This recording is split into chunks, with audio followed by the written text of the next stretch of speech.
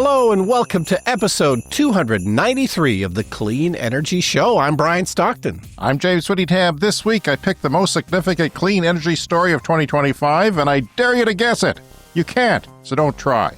You'll either have to keep listening or send me a substantial amount of Christmas cookies to find out. We take a look at the year that was in Norway. Norway is the world leader in EVs, and they have a sovereign wealth fund so large they should sponsor this podcast. All that, the lightning round, and more on this edition of the Clean Energy Show. Well, this is it. We're about to start our Christmas vacation, James. Are you excited? I'm looking forward to it, Brian. I think I already started.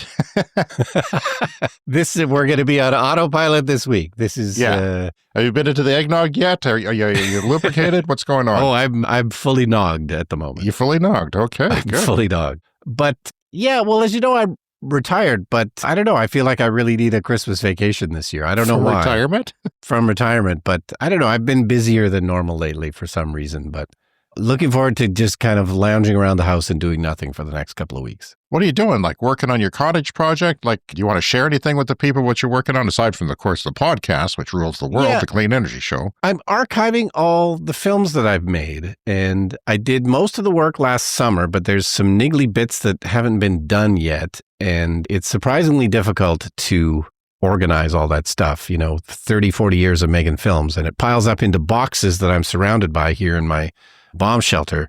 And so, yeah, I've been working on that, and you're not retired. You're basically an archivist now.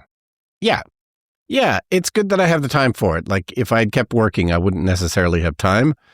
And, I was an independent filmmaker for most of my career, which means I kind of did everything myself, which means that I didn't have time to organize it as I went. So it's a big mess. What percentage through the task are you through, would you say? I'm going to guess 43. Oh, really? No. I'm 95% done. Yeah. And then when you're done, what are you going to do? You're going to have nothing to do. Oh, then I'm going to be properly retired. I don't know. Okay. We'll see. You have to find new hobbies. But I'm going to watch a lot of movies and TV shows, which I sometimes talk about on the show. So I did want to give a little update on that. One of our listeners recommended watching The Killing, which is a Danish crime thriller show. And I just finished watching all 3 seasons of The Killing, and it was really good. I really enjoyed that. So thanks to our listener who suggested that. But I don't exclusively watch that. So, the other day I'm going to watch a movie. It's like, oh, what am I going to watch? Oh, I'm going to watch the new Emma Thompson movie, which is called Dead of Winter. It's this sort of thriller set in the winter, starring Emma Thompson as kind of an elderly, unlikely hero who has to kind of MacGyver her way through, saving people in this remote northern location. So I start watching this movie, Dead of Winter, starring Emma Thompson and Judy Greer. The very first shot, Emma Thompson is sitting in a kitchen in a sort of a rustic cabin type place. And I see the lamp hanging from above the kitchen table. And I'm like, that's like the lamps I've seen watching The Killing. I bet this was shot in Denmark, this movie. And it was. Just based on the lamp. Now, turns out it was Finland. It wasn't Denmark. I was slightly Denmark, off. Finland. Sorry. I know we have listeners, both places. I don't want to offend you, but I like to make jokes as well. But yes, just based on the first shot, looking at the lamp that was hanging over the table, I could tell that this was shot in Scandinavia. So it's turned out to be, I just assumed it was an American movie, but it turned out to be a Finnish, German, Netherlands co-production that was shot in Finland. And, they brought over Emma Thompson and Judy Greer to star in this thing. And it looked really great. Turns out it gets a thumbs down from me. I didn't really like it. It does have 77% on Rotten Tomatoes, so people do like this movie. Brian, every Saturday morning, as I enjoy my breakfast and the quiet of the house as everyone else sleeps in, I often have cable news on, and on the cable news on Saturday mornings is the Weekend Business Panel. And this has been going on for, I don't know, 12 years, I guess. Somebody said it was 12 years, but I've probably been watching it on and off. And whenever, of course, something that we talk about comes up, my ears perk and I'm, put down the coffee and have a good listen. Sure. And I've shouted at the TV many a time during this segment because I thought, these guys don't know what's actually going on in the world. Well, boy, howdy, have they come around. Wow. In fact, I would say they are maybe the only voices in Canada now who are saying what we've been saying since day one of this show, and it is a tragic thing. This is about the Canadian auto industry. The Canadian auto industry is linked to the American auto industry. So we do some manufacturing here. We have lots of parts companies that make parts for cars. They go back and forth on the Detroit border with Windsor, Ontario, Canada. There's manufacturing jobs, right? And these are union jobs, and they're well paid. And it's really important to the, largest population province in Canada, Ontario. And it would be a huge hit. And we are been talking about how, the incumbent automakers are screwing up when it comes to the transition to what the future is going to be. Well, we've long known what the future is going to be. By the way, coming up on 6 years of this show, the whole time I've been yelling at the TV, and then before that. But now they are saying what we are saying. But auto manufacturing itself is a declining industry in North America. That's the fundamental problem here. So the Chinese vehicles that Mark is talking about, it will land on the shores. Consumers are not going to be willing to pay, twice or three times the price of an alternative that's available somewhere else in the world to prop up a Canadian auto industry. And that sounds very harsh and very difficult, but the reality of it is that economics will have to adjust for this. So manufacturing in the auto sector will go away. The question is when and how do we take care of those communities and those workers, but it will be gone. Like in 15, 20 years, we're not going to talk about Stellantis. We're not going to be talking about General Motors. Those businesses are no longer here. Money's not flowing in, capital's not flowing in, and the smartest and the brightest young people are not willing to go into the auto sector. If that's the case, that industry will shut down. So now, how do we replace it and where do we go from there? And that's the challenge for the governments at all levels.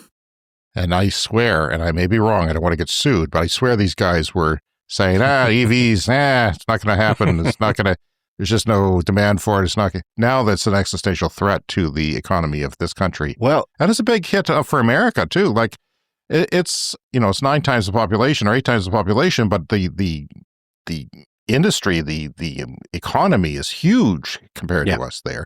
And this is a big part of it. Well, in a way, that clip, he's going farther than what we've been saying. Like I've always thought that, the North American automakers might limp along and survive and they'll get some kind of massive government bailout and, they're too big to fail. So they may still be around in 10 or 15 years. So I think that is debatable. We're going to talk later about Ford and what Ford has been doing. So I don't know. I guess I'm probably getting more pessimistic. God, yeah. As time goes on. That's for damn sure. Like even in the last month, there's been a lot of pessimism. Yeah. And of course, specifically in Canada, because now there's this ongoing trade war with the U.S., and a lot of that has to do with the auto industry, and the U.S. is trying to get everything back in terms of U.S. manufacturing. So this is a problem just for the specifically Canadian arm of these American companies, which are going to do even worse than, how the American ones are doing. Yeah, I really do think that it is an existential threat. And the question is, you can keep your border closed for only so long. At some point, they start paying 100% tariffs and still compete. And we're going to talk about something else in that regard, of course, down the road in this show. This is our last show of the year. We will be running an encore episode next week. And thank you for listening to everybody. And hope you have a happy holiday. There was a massive San Francisco power outage. Did you see that? It was basically the whole city, I think. Wow. And all the Waymos came to a stop. All the automated cars that we talk about on the show here. Yeah. Because there is that point of view that they are good for the environment, ultimately. And of course, there's arguments against that too, because they can take away from public transportation, but policy has to temper all that down. Let's talk a little bit about 2025 for a moment. Some of the highlights were record growth in renewables, solar and wind, huge again this year, even though I think this time last year, people said, well, I can't keep that up. Even the most the most bullish renewable people said, oh, they just can't sustain that. Now they're saying it again this year. We'll see. We'll see what happens because there is some limit to the amount of solar you can deploy, without battery backup. But the battery backup is part of the story because that's become so predominant now. There's been significant EV adoption, though it doesn't feel like it in North America here, especially in China and the global south. Everywhere that doesn't have oil, their own oil especially, is adopting very quickly, and they're adopting with the Chinese-made vehicles, which are price competitive. Well, imagine if you're a country that doesn't produce its own oil and you don't have to import that oil anymore. What a win-win and cleaner air. And it's a big deal. It's a big deal not to have to import your own oil. And you think about Trump going after the Venezuela oil tankers and impounding them. Some of that oil goes to China. And, China's, okay, our oil is cut off. And they've been stockpiling oil a lot because they've been using less of it. So now they're stockpiling. And you can only stockpile so much. So eventually you start saying, well, I wanted my energy independence. Well, that's one of the reasons that China has gone so heavily into EVs, is that they've known for a while that they rely on imported oil, and they're one of the countries that, hey, if we don't have to import oil, we're going to be way better off. So laughably, Trump is actually speeding the energy transition by, disrupting oil markets. People will then more go and say, well, this may not be dependable all the time. We can't shut down our country and be reliant on other political whims. So we have to, what do? We have to electrify our transportation. And that's happening big time. There's increased clean energy investment. It's nearly, I think it's more than double fossil fuels, depending on how you look at it, depending on which report you look at. There's been breakthroughs in AI-driven grid efficiency. So the power grids, they kind of get a chokehold and they can only hold so much power, especially midday with solar sometimes.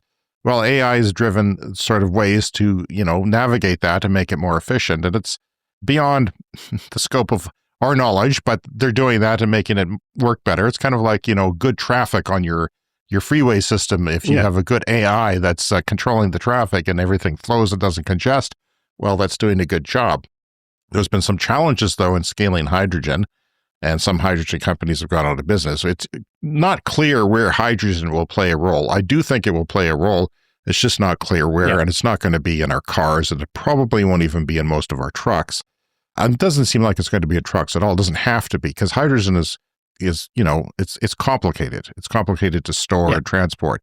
Milestones like the UK's coal phase out happened. So that was, pretty significant. They've gotten rid of coal ahead of schedule. Breakthroughs in other areas, solar alone met 83% of the increase in global electricity demand. So the world is using more power.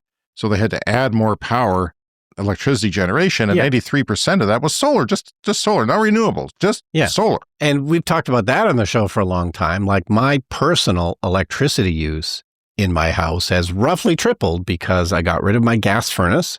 I put in an electric heat pump and I bought 2 electric cars. Well, guess what happens when you do that? You need your own power utility, Brian. Exactly.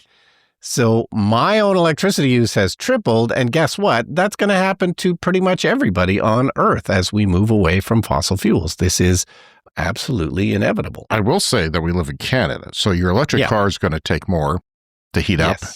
And it's going to be less efficient in very cold weather. It's going to take more heat pumping. But I think the one thing we didn't predict since the beginning of this podcast is how much AI data centers, or data centers in general, are contributing to this increase in demand. The other stuff was predictable. People are going to get rid of their furnaces. They're going to put heat pumps. They're going to move to electric cars.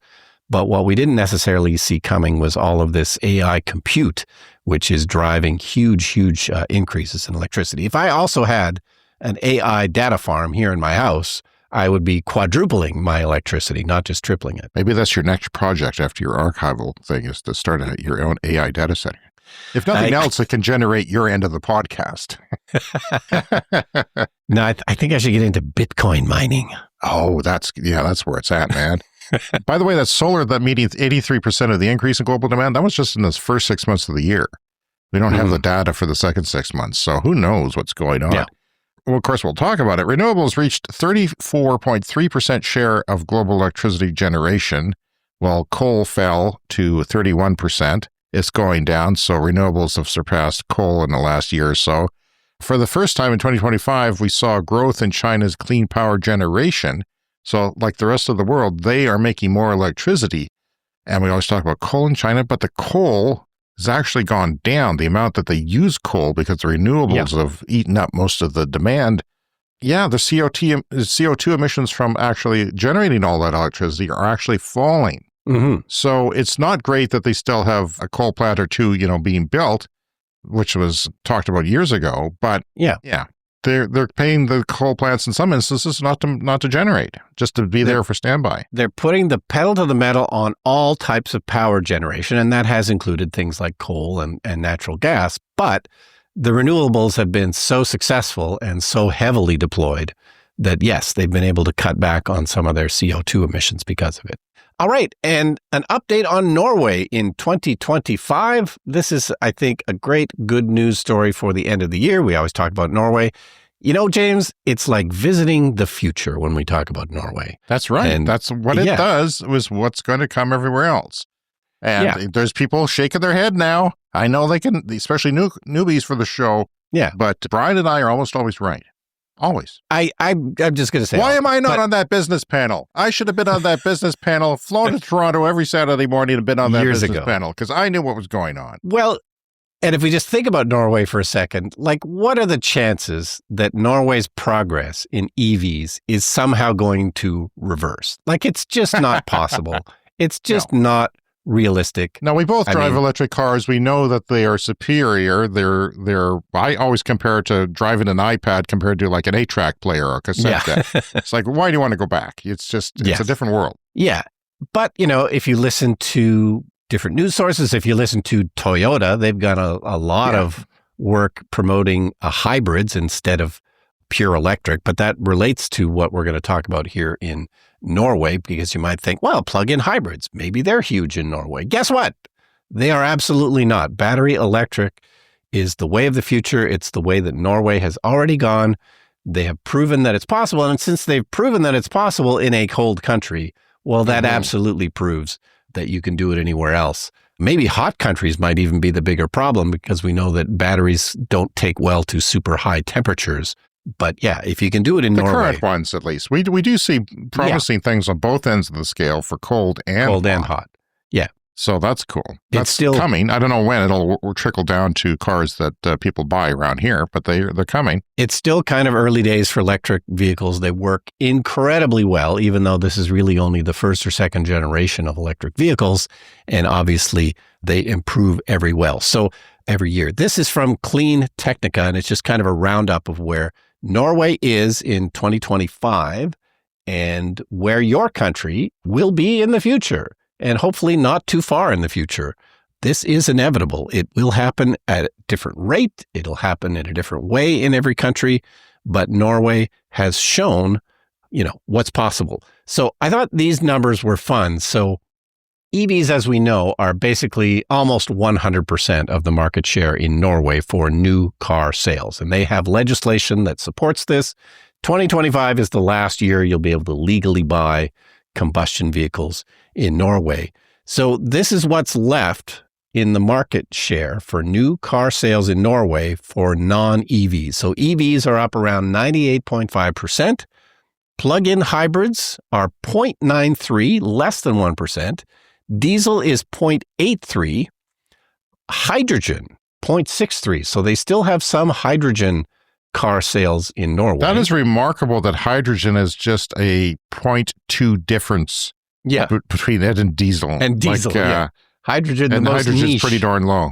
The most niche of all clean energy vehicles is hydrogen, and it's almost as many sales in terms of diesel as well. Now, but petrol. Gasoline. Lord. Gasoline cars, 0.2% of new car sales right now in Norway. Wow. But hydrogen, I'm assuming that because Norway was so much ahead of the game that they were into hydrogen vehicles, many years ago and sort of gave it the college try as a possible. So they have more hydrogen vehicles than most places, and I'm assuming the infrastructure to fuel them as well. So it's probably one of the few places where a hydrogen vehicle is actually possibly viable. You could probably drive around in one in Norway.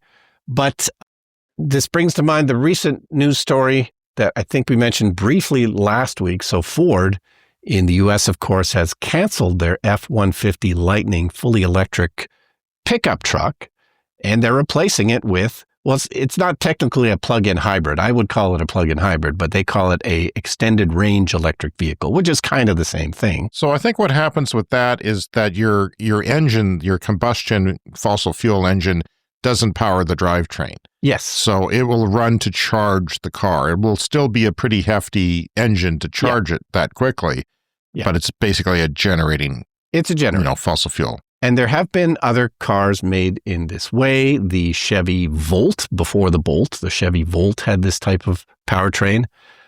And there's discontinued. Yeah. A few years ago, which has pissed off a lot of people. And at the time, because that was maybe 10 years ago, like that was a great technology 10 years ago before, Sure. Electric vehicles were fully developed, before the batteries were cheap enough.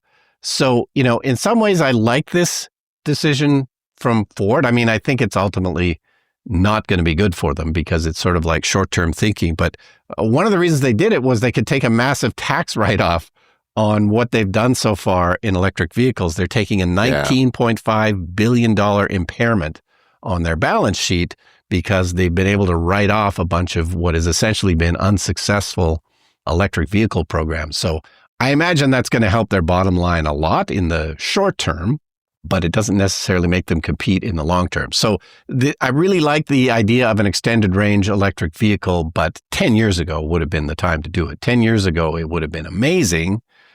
It's still not maybe the worst play for them because it is still an electric drivetrain for the truck. So it will get people used to That's what I was thinking. superior electric drivetrain in a truck. So people who drive trucks will suddenly realize, oh, the torque is better, the horsepower is This whole better. electric thing is rocking. I love it, Yeah. But it's a bridge. I think the use case though for trucks, where they if you're hauling it, they're made for hauling things. Now around here, most people just drive it to be masculine, and to fit in with country music songs, which talk about trucks and their love affair with trucks. But it doesn't make sense because if you do tow something, it does kill it. If you are using it for that utility, and people always think, well, I want to use it for that. Even if you don't, you think you will. And it would make sense, hopefully. But I agree that I do think that once they get used, the fact that the engine isn't pushing you, it's just charging the electric, to extend your range. That is a good thing because it is, and most people around town, even fleet operators, even if you are towing something, you probably won't use that engine, but you will have to get the oil changed every year. Yeah. But most people around here use their pickup trucks to get groceries, so they don't need that. But it's true. It's laughable, but it's true. It's ridiculous. You see it, and it's just stupid as hell. People might think we're joking when we say that, but no, people just buy a pickup truck and then they get groceries. And then maybe once a year they buy a piece of plywood from, Home Depot or something and put it in the back, which barely fits because the beds often don't fit plywood. Yeah, they're making the back row, the crew cabs, and takes up the cargo space sometimes. So depending on how the truck's designed. Range in pickup trucks, electric ones, is a legitimate issue because as soon as you start towing, as soon as you start hauling, the range really does drop a lot. So this new Ford F-150 is going to have 700 miles of range, they say, which is significant. So they're going to cut way back the size of the battery. They're going to put in a little gas tank. Now, if you're towing, that's probably the figure without towing. Yeah. So if you're towing, then it comes down to a reasonable amount. Like you could still tow with that. And again, in theory, this is not the worst idea because then as batteries get cheaper, then they can just start putting more in. So this will have a fairly small battery compared to what the Lightning had, which will save them a bunch of money. And then people will get used to these electric drivetrains. And then over time, batteries get cheaper and they can just, add more and they'll get more energy dense and so forth. But it is ultimately short-term thinking because they're not thinking this way in Norway, where plug-in hybrid sales have vanished to almost nothing. And they're not thinking this way in China. I guess a little bit in China. The sort of plug-in hybrids are still something of a thing in China. But they're moving so quickly there that it's just a piece of the puzzle. Well, you have to wonder what that fossil fuel engine, whether it's diesel or gas, how much is that going to add to the price compared to how much you're taking away from the battery pack? Yeah. And is it going to make it a more expensive proposition? And if it makes it a more expensive proposition than a regular gas truck or diesel truck, you have to sell them on the fact that, it'll do X number of miles or kilometers a day. And if you charge it home, it's going to cost you a fraction of what the fossil fuels cost. You have to sell them. And that's always a problem here in North America with the people who sell these trucks, especially in the rural areas like where we live. And then you have two drivetrains to worry about. So like you say, you'll still need oil changes, you'll still need tune-ups. But a company like Ford, they actually like that because one of the problems with EVs is there's less service needed for them.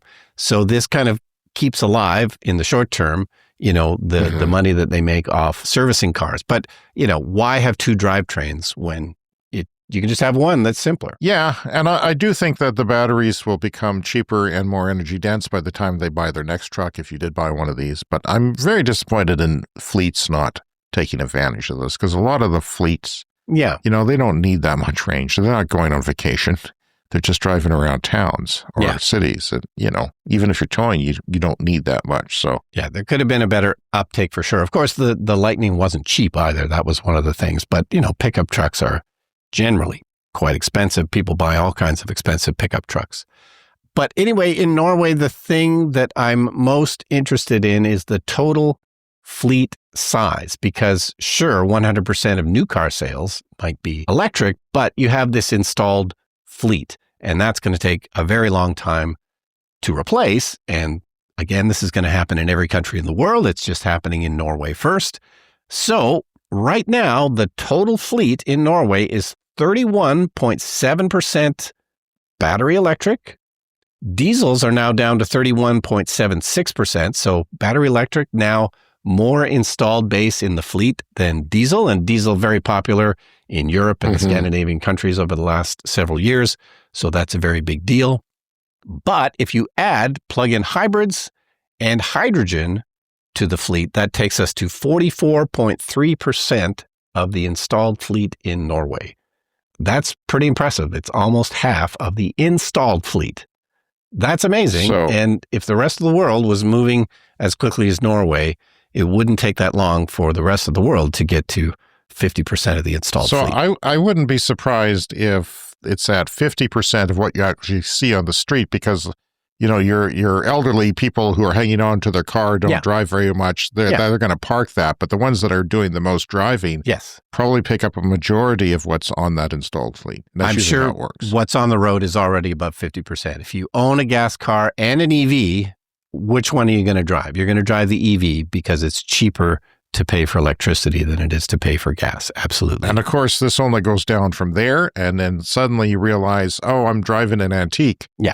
Compared to everybody else. I have a flip phone when everyone else has a smartphone, and you start to get a little bit aware of that and maybe aspire to have something newer if you're not, ignorant enough to think that it's a bad idea. Yeah. Obviously, in Norway, they have a great charging infrastructure and, huge gas stations that are not selling gas anymore. They're selling electricity, which is great. Yeah.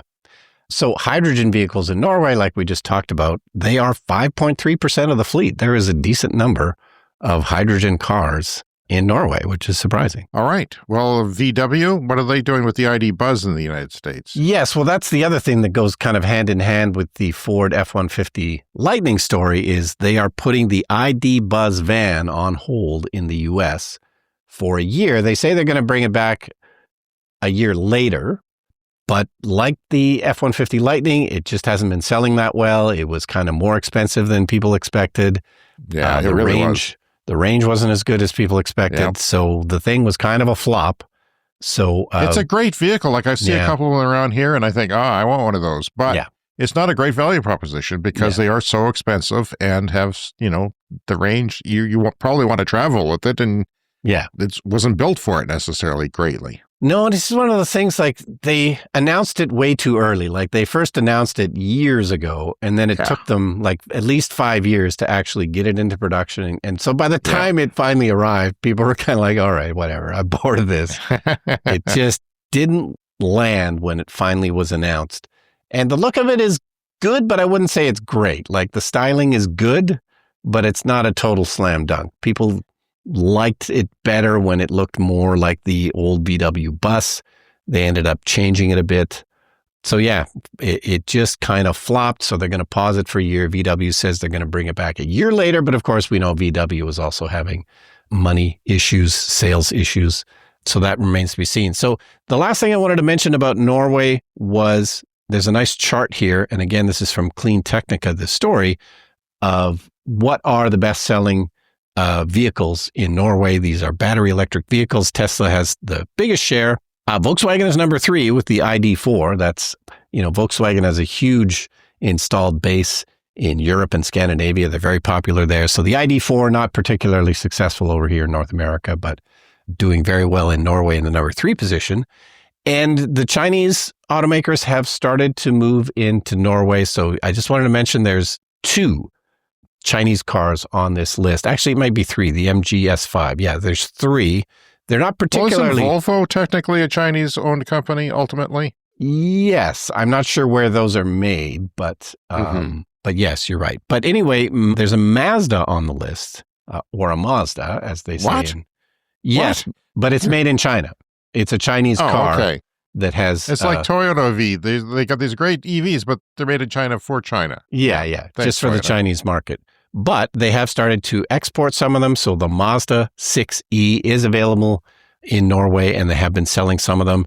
Xpeng is on the list. The Xpeng G9, another Chinese car. So slowly, I mean, I think if you're going to look at the further future in Norway, I think that's what we're going to see is more of the Chinese automakers making that list. I'm surprised the Nissan Ariya is outselling only slightly the Hyundai Ioniq 5, which is an established car in its, I think it's at least in its second generation already. I would certainly pick a Hyundai, but, the Hyundai Kia brand recognition is probably not that strong in a lot of places. Ah, right. Because they probably didn't penetrate like they have here because there's so many European brands. For sure. But the Ariya has been kind of poo-pooed by a lot of people. In fact, I think Nissan's actually going to discontinue it. Yeah. The Leaf is actually going to be the new Ariya.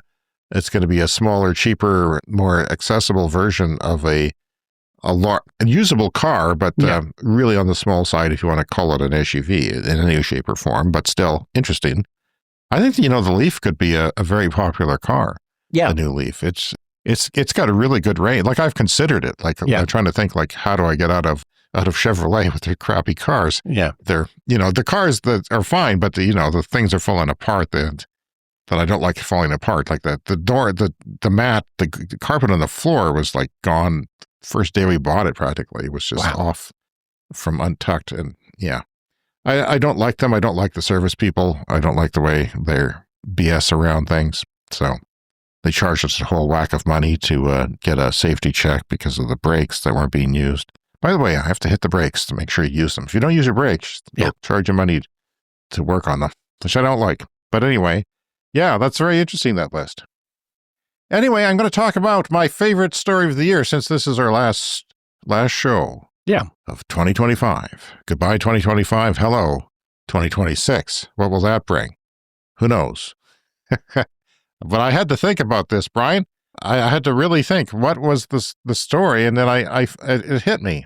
And that is, it is back to electrified transportation again. This is trucking in China, electrified trucking in China, because throughout the year, I've seen so many stories on YouTube and analysts and engineers and different people saying, oh, we can't electrify trucking because it would take so much power to go to the trucking company. They've got 200 trucks. And the truckers can't stop long enough to charge. And then where are you going to put the charge? These are people who are pushing for the electrification of transportation, but at the same time saying, we can't, there's going to be challenges, so look out. Well, China said, thanks, we're just going to do it. And they did. I don't know if people realize the stats of what's going on with trucking in China. This is freight trucking and long distance, what we call semi-trailers in North America. Okay. And, smaller trucks that would deliver to stores and, sort of the big box trucks, anything that carries freight. So China's electric truck adoption in 2025 is surging. And this is like back to the first half of the year again, as battery electric trucks were capturing around 22 to 25% of the heavy duty market by the end of that 6-month period. Wow. That's the new sales of those vehicles were becoming 1/4. Now, that has come from nothing in no time. Yeah. And this is displacing. This is why people pay attention to this. This is why you'll see reports on this in financial news channels and such. It's displacing diesel and gas big time because who uses a lot of diesel and gas? Trucking does. You and I, we just piss around town doing not much and take a vacation once in a while. We're not using a lot of miles. But these guys who are long-haul trucking constantly use a lot of diesel, especially diesel and some gas. This is driven by lower operating costs now, so it's competing with diesel and surpassing it. And if you're a business, lower operating costs, more profit. Always wins. Lots of government support over there in China for this. The government has decided they want to do this. Why? For some of the reasons we talked about. Political stability of getting your energy from other countries. And advances in battery tech have also helped, but swappable batteries in trucks are a thing there now. Yeah. They've got corridors with battery swap stations. And I saw one in Australia. You may have seen it on the Fully Charged show last summer. They did a show in Australia where they did a swap in 4 minutes. And it seemed like it could have been 2 minutes because the robot was just moving this big 2.8-ton battery very carefully and slowly. But if they perfect the robotics of it, it seems like it could easily be 2 minutes, which is, diesel fill takes something like 7 minutes, and this one took 4. Yeah. So it's already surpassed that. This is one of the things that I've come around on the last couple of years. I used to not really believe in the necessity of battery swapping, but I think there will be some use cases. It won't be the predominant way that people do things, but there will be use cases for it, and one of them could be, freight. Yeah. So this signifies a major shift. Analysts are predicting EVs could soon dominate new heavy truck sales in China, significantly impacting global energy and emissions. And, the crude oil that we monitor around here, WTI, it's like $56, which is really low, and our government was depending on the money and the royalties from getting that out of the ground. Yeah, that's tough. That's why Alberta wants to build pipelines to every coast and every direction, including to the moon, so they can sell all their oil as much as possible before it goes away.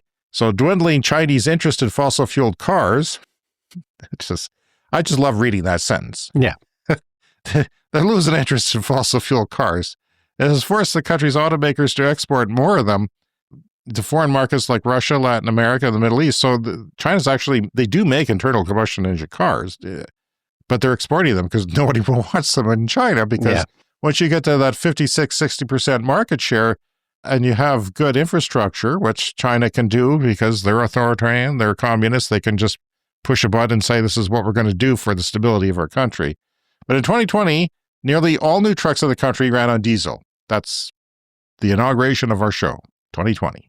By the first half of 2025, not now, the first half of this year, they were 22% of new truck sales, new heavy-duty truck sales. Yeah. And a report earlier this year saying sales for new energy trucks in China are estimated to have risen 175% year on year. If we see something like 18 to 28% improvement, that's good. Yeah. For electrification. This is 175% in 1 year. So, boom, there is no start of the S-curve. They skipped that, and they're going right to the moon now with adoption because it makes sense. And this is driven by economics and, yes, some policy, but they're not kicking and screaming. They love it. British research firm BMI expects electric trucks to account for nearly 46% of new sales this year, right now, 2025. So it's going to shoot up to almost half and 60% next year. Yeah. This is why this is my story of the year, because when it happens in China, it can happen anywhere. It'll start exporting other places. It won't necessarily happen as quickly as in China, but absolutely. No. But the fact that China is, there are more cars there, more gas consumption there than anywhere, that's going to affect the oil markets. When the oil markets tank, when they are in a existential decline, then politicians start to realize, well, maybe we don't need to start pushing that anymore. Maybe we're going to stop believing that. I'm waiting for that day because there's so much false information and false policy out there for fossil fuels. So 60% in 2026, this is a British firm, research firm, and the Associated Press reported that. The impact on fossil fuel markets is already starting to become visible. Diesel consumption in China, the world's second largest diesel consumer after the United States, fell to 3.9 million barrels a day, and that's down 11% year on year. This is in June, though. This is 6 months ago. Yeah. So it's going to be even more significant now when we get those numbers. Major logistics hubs in the Yangtze River Delta have now dedicated charging stations along key freight corridors, the Associated Press reported. Beijing and Shanghai have built heavy-duty charging hubs along highways that can recharge trucks within minutes. Within minutes. This is charging. Yeah. Within minutes. They say the drivers can't spend time charging. Well, they can take a few minutes to go to the bathroom and charge their vehicle. And fleet operators are increasingly adopting depot charging. That is where the trucks stop and unload or load. They're going to charge there, which we've always thought would make sense. And opportunity charging and battery swap models. So experts in the West say all the time, this can't be done. It is being done. And CATL, the world's largest battery maker, is opening 300 battery exchange stations, that is, swapping stations for electric trucks by the end of this year. And guess what? We're at the end of this year. Yeah. And you and I probably don't need battery swapping for our cars, so it didn't necessarily make sense. But maybe trucking. Maybe trucking is the use case for it. You know, battery swapping for some owners, basically you buy the car and you lease the battery. If you do that. And you could lease a small battery and maybe you pay, for 200 kilometers of range or something. Yeah.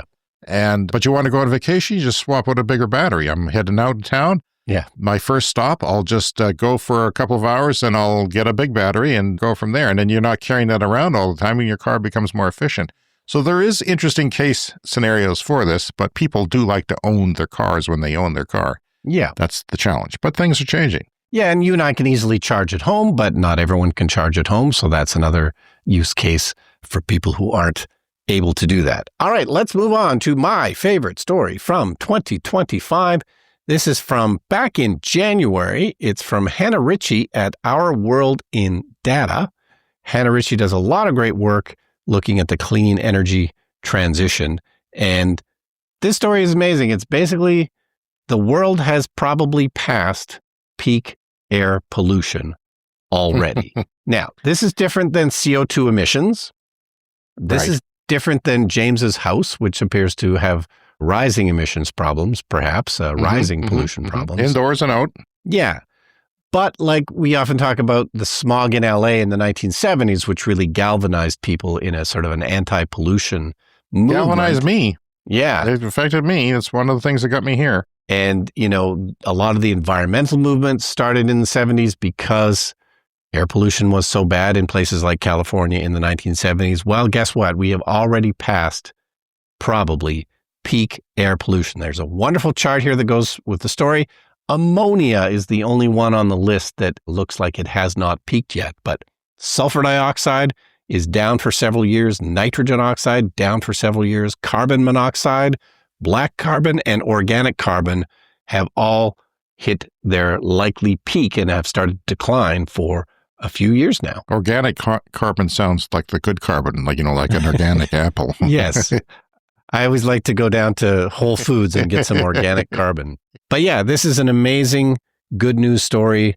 Things that cause acid rain like sulfur dioxide, it's all dropping, and it is visible in the air if you visit California, for instance, which used to have the worst pollution from all of their cars there. So, we still have work to do with CO2, which of course is a huge problem causing global warming, but the actual air is cleaner. Generally speaking, your mileage may vary in different places around the world, but generally speaking, we have passed peak air pollution. Yes, and that's a good thing because the results of high carbon in the air don't always show up right away. They're not tangible, but if you get up in the morning and you're breathing bad air indoors and you have asthma and it shortens your life, that's not good. It's tangible. You can see it, you can breathe it, you can touch it.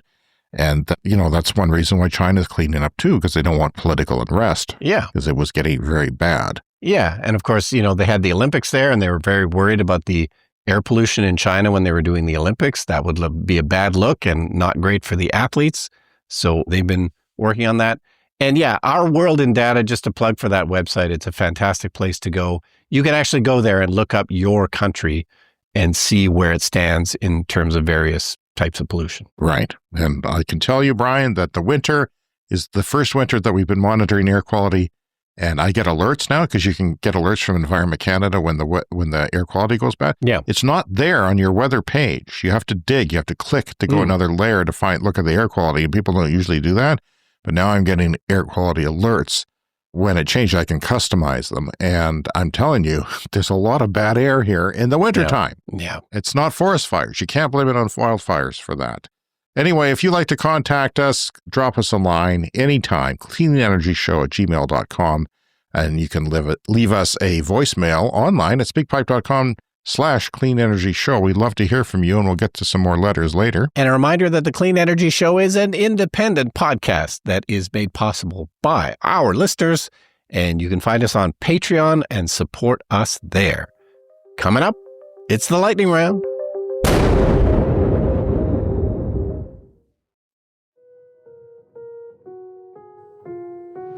And it's time for the lightning round. The lightning round is a fast-paced look at the latest headlines in climate, clean energy, and transportation. Again, Brian, with EVs, the electrification of transportation EV sales is planned to meet 20 billion. Expected to meet 20 million next year in 2026. Yeah. Sold in 1 year. And when we started this podcast, it was a tiny, tiny fraction of that. It's really come a long way. And, the predictors, even at the Paris Climate Accord, could not predict. Yeah. They didn't even think that we could get this far right now. And fortunately, it's one of the things that has been easier to decarbonize in the world and quicker to do so. And economics have played a big role in that. China's electricity sector has grown by over 500 terawatts in the past 12 months. So again, adding more electricity because more people are using it, and sometimes that can become polluting, and there's lots of coal plants there, but coal is down overall 66 terawatt hours. There's the evidence.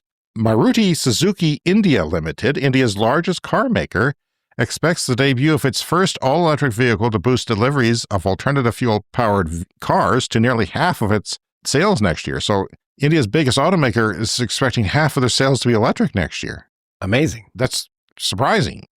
The company expects greener vehicles to make up about 45% sales ending in March 2027, I guess, which comes from vehicles powered by compressed natural gas and its new electric vehicle, which is all the buzz right now.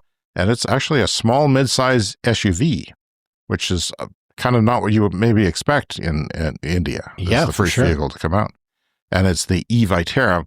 New Zealand's highest court has found that governments must consider climate change when deciding whether to offer oil and gas blocks for tender. Volkswagen has announced that it's canceling the ID Buzz after just 1 year on the market. And by the way, the ID was a little bit bigger in the United States. We talked about this earlier in the show, but it was a little bit bigger because I think they wanted another row of seats because they thought the Americans would like that. Everything's bigger in America. It's like Texas. So CATL, the world's largest battery maker, has now got humanoid robots working on their battery packs. And nice. They're not walking around. They're on this little kind of like Roomba that they stand on and moves around, but they are humanoid after that. Because you don't need people to step in a factory if you can, it's a smooth floor. That's right. If it's, with a straight flat floor, just put them on wheels for sure. But they are doing activities that have replaced human workers in the testing process before battery packs roll off the line and its operation cycle matching that of skilled workers. I really do think that is going to take off because I hear $20,000 for one of those. Yep. And I'll get one, I'll trade in my car and carry me around town. I don't care. Yeah. The problem is the software, the AI software to make it useful. Yes. But the rest of it has come down and it's only going to come down further. Yes. It sounds like the hardware is going to be ready before the software is, that, humanoid robot software is going to be a big, big problem, which they're building more AI data centers for, which is going to drive more electricity use. EVgo has accelerated network expansion. These are people in the United States who have an EV charging network for vehicles along highways and in cities. And they're doing what Tesla did with a different twist. Tesla was manufacturing their charging station. They're putting all these sort of gas pump looking dispenser things and the big, cubes of things that invert it from AC to DC and regulate all that. They were putting them on concrete pads and then shipping the pads. So they're kind of pre-installed in the factory. I always like that sort of thing for efficiency and quality. Well, they're doing it with metal. So they've got these on big prefabricated charging skids, which are made out of metal, it's not concrete. Redwood Materials, that's the, company for recycling rechargeable batteries. This created by one of the people who worked at Tesla. He went off and started that a few years ago. And it's really a cool operation and one of my best, favorite stories of the last couple of years. Mm-hmm. But now they've got a drop-in depot. This is like a vending machine for dumping your batteries. Mm-hmm. You drop it in, any battery or battery-powered device, You don't have to tape anything for it to worry about any shorting or anything like that, or sort it. You don't have to do anything. You just throw whatever in that has a battery, and the bin does the hard part. Inside, smart sensors quietly monitor what's going on and keep tabs on capacity and safety in real time. And then they take it from there. When the bin is full, it's easily swapped out and sent to Redwood, where they recover more than 95% of the valuable minerals inside those batteries, whatever kind of batteries they are. Yes, and as we've said before, once you take those materials out and make a new battery, it's probably a more efficient battery than the one that you're recycling. Now, we have these battery recycling bins at our local university, and we use them a lot. Like, we go walking around the university in the winter when it's too cold to walk outside. And I think it's the engineering department does it, but they have these green bins in 2 or 3 places around the campus, and they take care of it for you. You drop the batteries in the bin and somebody takes them away and recycles them. Yeah, that's very nice. And it's hard. We have to, we can't throw out a battery, even like a AA battery. You have to sort of, take it in somewhere. And we've got a big stack of those around. So Waymo, the robotics, autonomous taxi service in the United States and now expanding to other countries, has had 20 million paid trips, and it's mostly U.S. robotaxis. 20 million paid trips. So they're really pushing it. I don't know if they're motivated by Tesla's advances, but they're really putting the pedal to the metal. Yes. Did you hear about Mariah mode in the Waymos? No. For the Christmas season, they've decked out some of their driverless taxis in Mariah Carey banners. And when you get in the Waymo, you get a special greeting from Mariah Carey for the Christmas holidays. Mariah owns Christmas here in North America, and now she owns our robotaxis. What other weird things will they do with those? The U.S. plans to dismantle the National Center for Atmospheric Research. Great idea. No atmospheric research needed anymore now that the world is on fire. A key climate science agency, that the Trump administration is calling a source of environmental activism. Yeah, the truth, activism, to some people. Yeah. A major poll reveals that 70% of Brits would back a new solar farm in their local area. Yeah. A lot of talk about anti-solar. Yeah. Not in my backyard. You often hear that people don't want solar farms around, but not necessarily true. Well, and finally this year, Vietnam, Uruguay, Thailand, Costa Rica, Indonesia have all overtaken the U.S. in terms of EV share of new car sales. So yeah, if those countries can do it, it's policy. We got oil, we got a car industry, those other places don't, and look what's happening. Yeah, surely the wealthiest country on earth could be making more progress. All right, well, that's it. Please find us on social media, Clean Energy Pod. Find us on Patreon at patreon.com/cleanenergypod. And the email is cleanenergyshow@gmail.com. And if you haven't already, be sure to hit that subscribe and follow button wherever you're listening to this podcast right now. And a big shout out to our Patreon members who have supported the show financially. It has made a huge difference to my family. I thank you very much. And every week we talk about our Clean Club executive members, Green Bastard and Bradley, because they give enough money to get a shout out every weekend. We have shout outs and other perks that you can get on our podcast for all the people. And thank you to everyone who's supporting us, including the people who don't get shout outs, but give us a tiny bit of money every month. We really appreciate it. It does make a difference. Thank you all. Have a wonderful new year, and we'll see you again next year. Yeah, special episode next week, and then we'll see you in the new year.